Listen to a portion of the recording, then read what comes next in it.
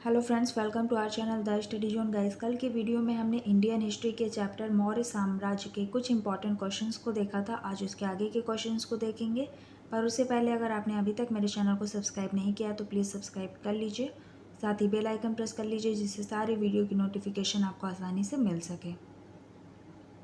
तो चलिए शुरू करते हैं आज का वीडियो।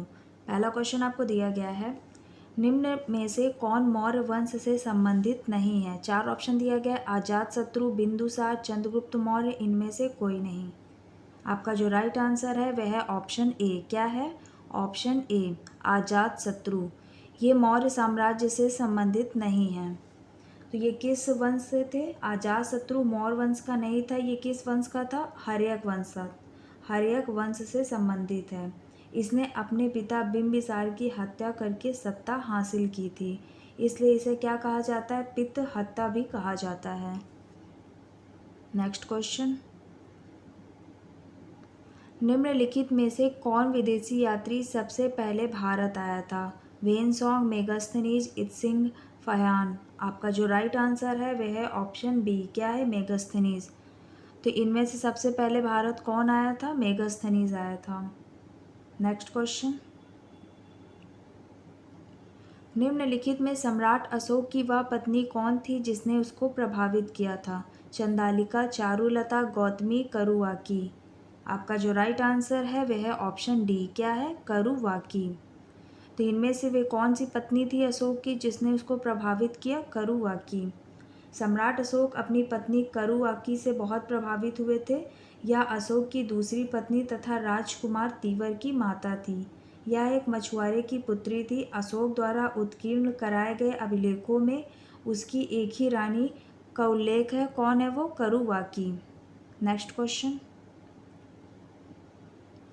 यूनानियों को भारत से बाहर किसने निकाला था? चंद्रगुप्त मौर्य, चंद्रगुप्त विक्रमादित्य, अशोक, बिंदुसार। आपका जो राइट आंसर है वह है ऑप्शन ए, चंद्रगुप्त मौर्य। तो यूनानियों को भारत से किसने निकाला था? चंद्रगुप्त मौर्य ने। नेक्स्ट क्वेश्चन, मौर्य वंश के तत्काल बाद किस वंश ने आकर मगध राज्य पर शासन किया? सातवाहन, शुंग, नंद, कण्व। आपका जो राइट आंसर है वह है ऑप्शन बी, शुंग वंश ने।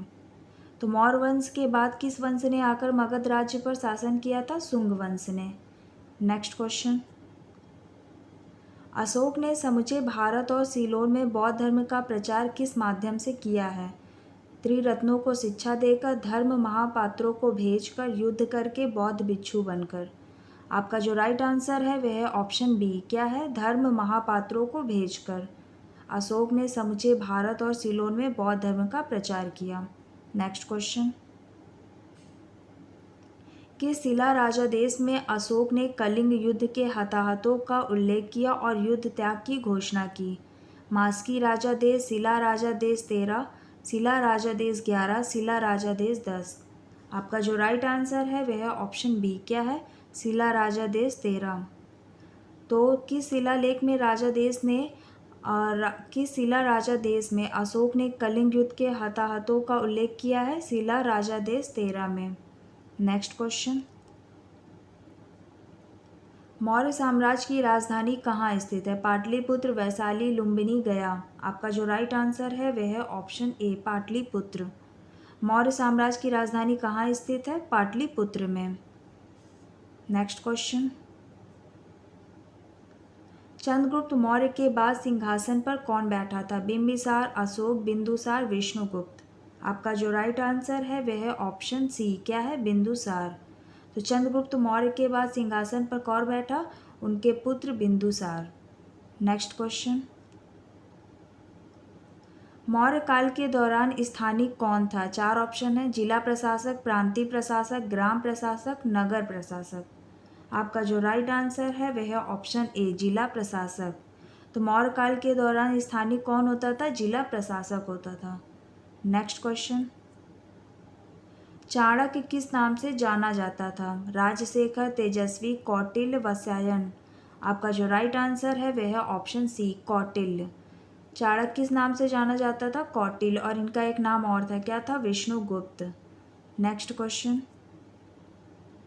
चंद्रगुप्त मौर्य का जन्म कब हुआ था? 340 ईसा पूर्व, 563 ईसा पूर्व, 189 ईसा पूर्व, 99 ईसा पूर्व। आपका जो राइट आंसर है वह है ऑप्शन ए 340 ईसा पूर्व। चंद्रगुप्त मौर्य का जन्म कब हुआ था? 340 ईसा पूर्व। नेक्स्ट क्वेश्चन,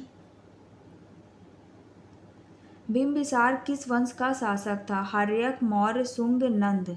आपका जो राइट आंसर है वह है ऑप्शन ए, किस वंश का था बिंबिसार? हर्यक वंश का। नेक्स्ट क्वेश्चन, घटोत्कच किस वंश का शासक था? गुप्त वंश का, कण्व वंश का, शुंग वंश का, मौर्य वंश का।